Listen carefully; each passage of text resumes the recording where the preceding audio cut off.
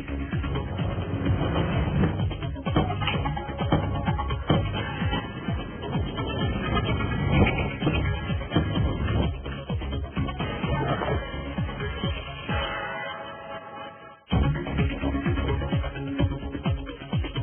watching Investors Guide on 18 Hours. Thanks for staying with us. I'm going to invite Subhash Lakotia, who's back on the show this week, to answer your questions on tax.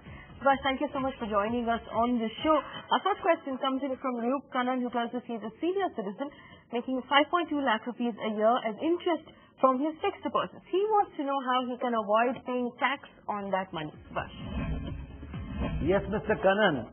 First of all, please do remember that under the provisions of the income tax law, the law is same whether you are ex-NRI senior citizen or you are just non-NRI Indian citizen or whatever it is. Please remember, for the senior citizen, the basic income tax exemption for the current financial year is 2,50,000.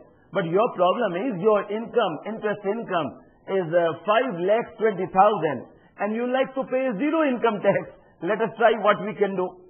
First of all, I would like to suggest you to please make investment of rupees 1 lakh, and the best I could think is to invest in the bank FDR for 5 years. This 1 lakh investment will give you a tax deduction in terms of section 83 of the Income Tax Act. And now comes another small little investment which if you make to the tune of rupees 20,000 by making investment in infrastructure bond, this will also give you a tax deduction. So from your 5,20,000 interest income, your investment made up to 1,20,000 will give you a deduction, and thereby balance income on which you have to pay tax will be 4 lakhs. And as I told you just now, 2,50,000 basic exemption, balance is 1,50,000 on which you will be required to make payment of income tax of 10% only. Alright, our next question comes in from Anish, who tells us he made a premature withdrawal from his Provident Fund and the withdrawal amount now appears on his income statement. He wants to know if this amount is taxable, and if so, how much tax is he going to have to pay? Yes, Anish.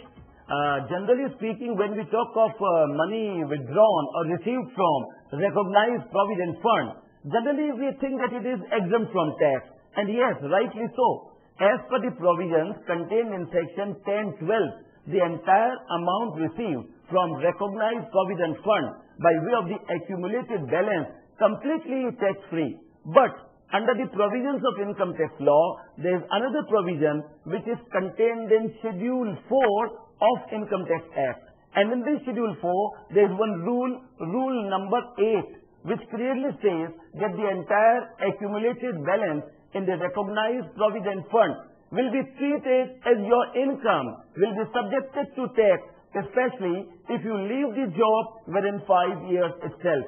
And as I could see from your facts, you have left the previous employment in less than 5 years' time. So whatever money you receive by way of accumulated balance from the recognized Provident Fund, the same will be subjected to tax in terms of Rule 9 of the said Schedule 4. For the benefit of the viewers, may I add here that in future, whenever you leave some job by being there less than 5 years, the best course to avoid the tax on the accumulated amount of the Provident Fund money is to deposit the money in another job where you are going to start. Suppose you take up the new job, let your old amount be transferred with the new employer, and then no income tax payable at all.